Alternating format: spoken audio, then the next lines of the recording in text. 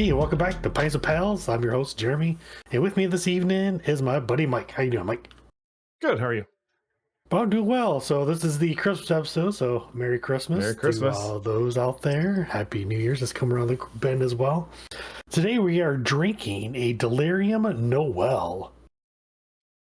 So this brewery's been around since 1654. It says right on the bottle. It's a family brewery, which is pretty cool. It's a 10% ABV. It's a Belgian strong beer overall. I think they've added other stuff to it to make it more, I think, a Christmas feel to it. To be honest, I already had about a 4-pack. I'm on my fourth one.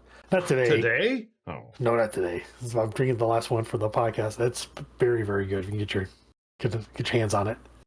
Yeah, I was able to find this at the Total Wine.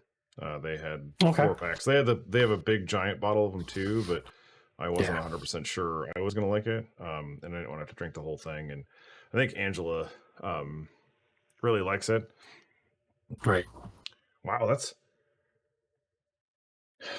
it's got a really, really strong smell. A good, strong smell.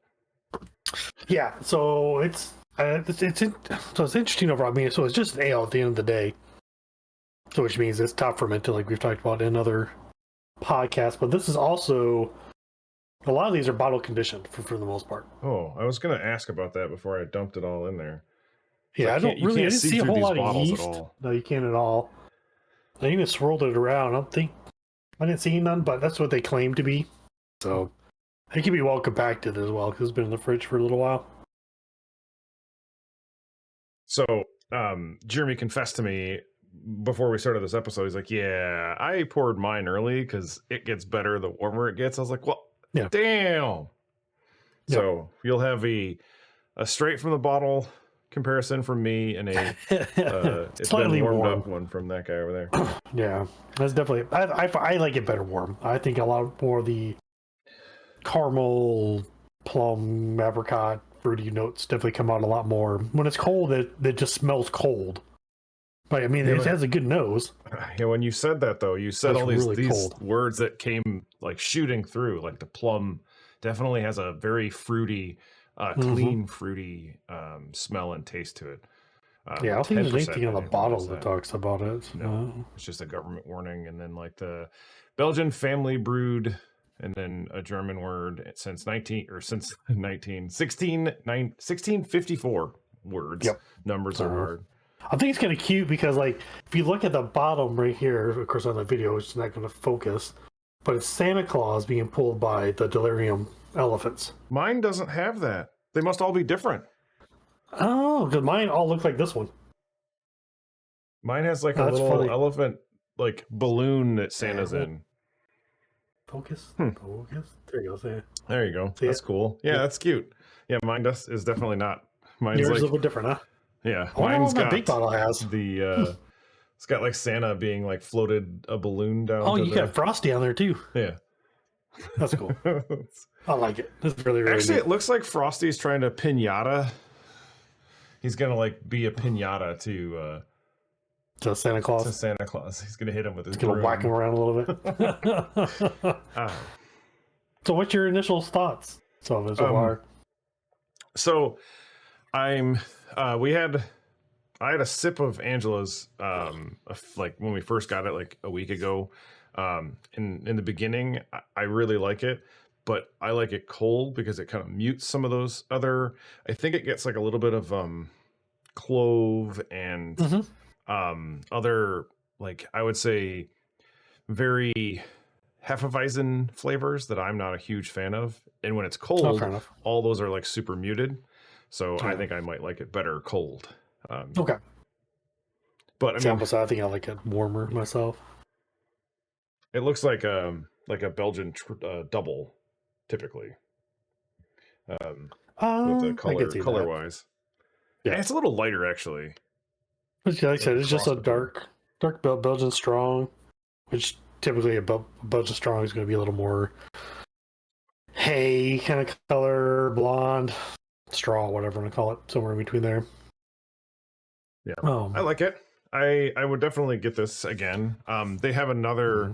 There's another Christmas one from St. Bernardus. St. Bernardus. They had a Christmas ale. I got that one also, but those are only the big bottles. So we were able to find the little bottles of these so we could do them at the podcast. But I think that would be a fun one for maybe a next year or something like that. Yeah, I didn't see. I was going to check another local place to see if they had any small ones, but I just didn't have time. I've been busy with life and everything like that. Like I haven't even had a chance. I was supposed to wanted to brew this past weekend. I didn't get a chance to even do that yet. So who knows? I like to brew before the new year, and we'll see what happens. What's your promises. Oh, you already brewed the saison, or are you planning on No, the I saison? haven't even done it yet. Yeah. Oh wow. So you already have all the stuff. Did you already get the yeast and stuff too? Yep, man, everything I need. Only thing I don't have is just time. It's been busy. It's just been the weekends just flying by. Yeah, these days have been going by so quickly.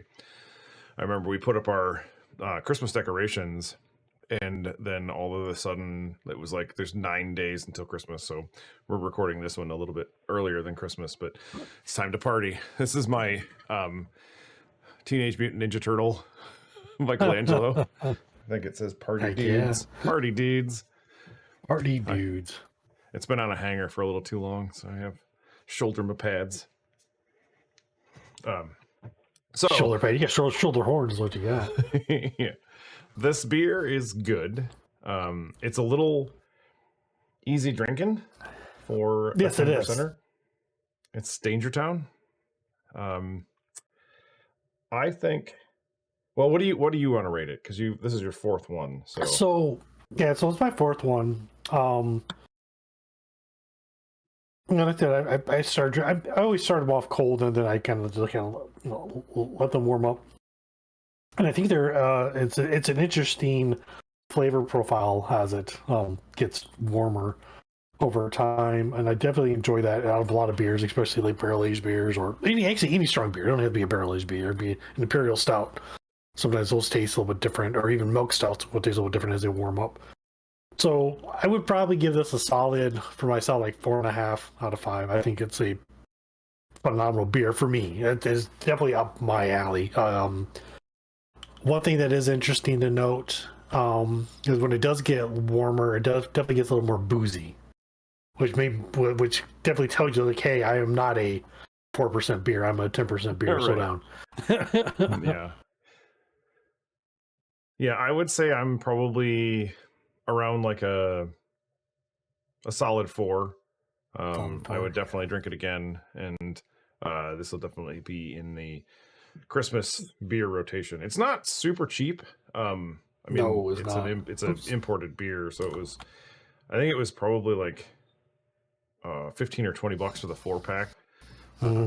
So that kind of in consideration. Have you ever had the normal Delirium? Not Delirium Noel. Yeah, it's been a long time, but yeah. No. I'd like to try their other stuff too, to see if I like that. I tend to. So Belgian beers are kind of hit and miss for me, because I think that sometimes they go a little too Hefeweizen, and like the banana clove. I like the banana flavor, but I don't really like the clove flavor. And I think that combining those two together, my face will get red, and I'll get all like, did this have? Is there something allergic to this in here? But I like the taste of them. I can appreciate them. Right. There's one by Delirium, which I think is more spring, summertime, maybe more summertime. I think it's called Fruel or something like that. It's a strawberry lager. It's like 4% or something like that. That's a really good one. That's about as red as the foil on here when you pour it. It is very bright and vibrant. It's really, really good. That's a nice one you may like. It's better on tap, but this one that you don't see on tap very often. I'm pretty sure it's pretty expensive. To ship and serve, I would think. So yeah, this definitely keeper. Yeah, I think that's awesome. We had a brewery meeting, or a brew club meeting, and it was at one of the guys that's a part of the Brewers Guild owns a brewery, so technically he probably shouldn't be a part of it. But either way, it was really cool because he had quite a bit of really good beers on tap, and all the beer. He took us down to the basement, and they don't use CO2 to pump from their fridge to their tap handles. They use mechanical pumps, so basically like it's a hand, like Beer basically engine. like a hand pump, but yeah, they use a beer engine. I was like, he's like, yeah, and nobody has any clue. He's like, it's like I'm doing all this fancy stuff and nobody has a clue. And but you can. He was definitely. I think he's done a lot of studying in like Germany and stuff. I think he could speak German, and I think he's like really kind of trying to get as authentic to a lot of the styles as he possibly can. So it could really tell. Like he had a Kolsch, on tap and a Hefeweizen, and Angela said that the Hefeweizen was probably the best one she's ever had. And I feel like that's saying quite a bit from her because she tries them everywhere. So she was really impressed. The Kolsch was really good, really clean, really crisp. They were really good. It was fun. So was it something he made or something he imported? No, it's something that he makes. He has like 4 beers. He's got like 14 beers on tap or something like that, and 4 of them are always there. He said the Kolsch, the Hefeweizen, and then 2 other ones. I don't remember which ones they were necessarily, but they do like they had a fruited sour that Angela really liked, and then they had a berry braggot that I tried, and it was amazing. They said that they use when they're doing the fermentation stuff, they actually have a they took us down into the basement to show Angela and I, but they have a wine fermenter because otherwise they can't get all that fruit in it, like a little tiny thing. They're putting like he said like 600 pounds of fruit in their thing, and like to clean it out, you don't want to clean it out of the little tiny thing. You want the one at the bottom so you can like scoop all the stuff out like you would wine. So he's got a lot of time and money invested in this like little brewery that I don't live too far from and have never heard of. And I don't understand why, unless it's like one of those like speakeasies where you don't tell people about it. Well, hopefully it lasts because we are losing, what was it, 2 or 3 more breweries in my general location. So It's going to be a sad day in the Tri-Cities of Tennessee, which I guess in a way overall, I guess there were too many per capita. But still kind of sad to go to see the league. One of my home brew groups, we would travel to all of them. So at least we can try to help them stay afloat at least one day a month. But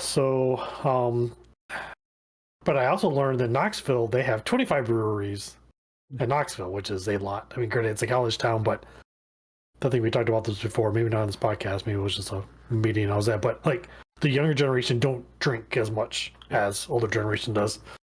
So they don't go out there's at all that too. in general. Yeah, they're just at home playing video games with their friends that don't live anywhere near them. Oh wait. Yep, that's how that goes. That's life. That's life. So I did come up with just a Belgian strong recipe because I'm not sure what is all in this. Like this is my 4th one. I still can't quite figure out. Like I said, I get like dark fruits, apricot, and stuff like that. So I wasn't going to try to figure out how to impart those kind of flavors. Like how about I just make a not simple, but a traditional Belgian strong. So this would come out to be about 9.5%. So not as strong as this one is, but still fairly high overall. So it's going to be about almost 12 pounds of Pilsner malt. And then we're going to use about 7 to 8 ounces of Munich malt. 5 ounces of biscuit malt. And 3 ounces of... I just tried. Thank you. I just drew a blank on how to say that word. I was staring right at it. What is that? So this one would be like a lower mash temperature, 149 degrees, for about an hour and a half. So definitely want to extract as much sugars as possible. But in case you don't get enough sugars in there, we're going to throw in 1.5 pounds of light candy sugar. So that's like it's a Belgian sugar. I don't know if Mike's seen it yet, but when you look up candy sugars, they'll come in these really cool foil-looking bags. They could be like a blue or a red or green. And then use about 1 pound of inverted sugar, which is just another like liquid sugar for the most part. Is that one Then the candy sugar? Is that liquid also? yeah, that's liquid as well, but that's like a darker color. Even though it says light candy sugar, it's still a pretty dark color. And so that's definitely going to bump up the ABV for sure. And they're going to use so at boil, you're going to use about 1.5 ounces of styrene gold hops, which is a noble hop. And they're going to use about a quarter of an ounce of styrene, quarter ounce of sods. The sods kind of gives that little bit of a peppery kind of flavor like we talked about before. And about 45 minutes. I need to tweak this recipe a little bit, but so at the last 15 minutes or so, you're going to throw in your Irish moss. It's going to help kind of clear it up, trying to drop all the floating proteins and kind of bring it out to the bottom. And then at the Irish last, moss is like 11, the Warflock. Sorry. Yeah, it's the same thing. Yeah, I'm sorry. I'm trying to change these up so I don't sound so repetitive. Like I just use this. I want to try to give different options. I mean, there's a lot of stuff that does the same thing, or it's called something different. So I was just clarifying for myself. You were fine. Yep. And then the paradise seed, I'm not sure what that was. It was just something that popped up in a lot of different recipes. So I was like, okay, so a half a teaspoon of that. And then that's the last 4 minutes, or that's at the last 4 minutes. You add that stuff in. And then just like bring down to whatever temperature of the yeast you want to use, pop it in. What yeast did I pick in this one? I didn't grab one. I apologize. I don't think I have one in there. It's probably not going to ferment then, I wouldn't think. It's going to be real sweet. Yes. No yeast. I forgot the yeast. So I'll definitely try to update it in the doobly dob at the bottom with the yeast I've chose. In the doobly yeah. I don't know what that's called anymore. I can't believe I forgot that. I apologize, people. Yeah, I mean, I would probably just go with I'm guessing any Belgian style yeast. Yeah. You could probably go with a triple. I would probably go with one that can support the higher alcohol potentially if there is one that's not like a regular Belgian. Like you don't want to go with like a Hefeweizen yeast or something like that because although actually if you probably went with a Hefe yeast, it would probably make this taste the same. Like you'll get the same imparted like a little bit of the banana. A little bit of the banana stuff, yeah. Yeah. The banana, maybe a little bit of the clove, the little spice from that. Yeah, so I guess like White Labs has one. It's called like a Belgian Golden Ale. Mm-hmm. It's like it's the WLP 570 if you're looking for one, or the Y Yeast 1388 Belgian Strong Ale. As a couple, kind of throws out there now. It's like, nope, I cheated. Yeah, I was trying to buy you some time. Yeah, thanks. Man, I can't believe I forgot those. So this is for me trying to decide. I think it's a one and done kind of a beer for me. Like I wouldn't drink more than one of them if I were at a bar that had these No. in a row anyway, because it's a little too high ABV to just kind of keep trying to like, I don't want to say choke down, but keep downing. And then there are if this was on tap somewhere, I'm guessing they have a lot of other stuff that I would want to try on tap based on the if I were to try any more Delirium stuff, I'd like to try another Delirium one, I think. So there's a place, if I ever get you down here again, we'll go to Asheville. It's called a Thirsty Monk. It is a 3-level bar tap room. Each floor has its own theme. The basement is where the tap room is, and they have a lot of Belgian import beers there, a lot of Delirium on tap. I don't remember if they do flights, but it'd be kind of cool if they did flights, and you can sit there, you can try as many as you want, because they do have a lot of Belgian strong. And they actually, no, they do have that strawberry beer I was just talking about a little bit ago. That's there on tap, but it usually is. It's very pretty beer as well. That's awesome. Mm-hmm. All right. Well, on that note, I'd like to say Merry Christmas and Happy New Year to everybody, or Happy Holidays, or whatever. But don't forget during this holiday season to have a pint with your pals. Exactly.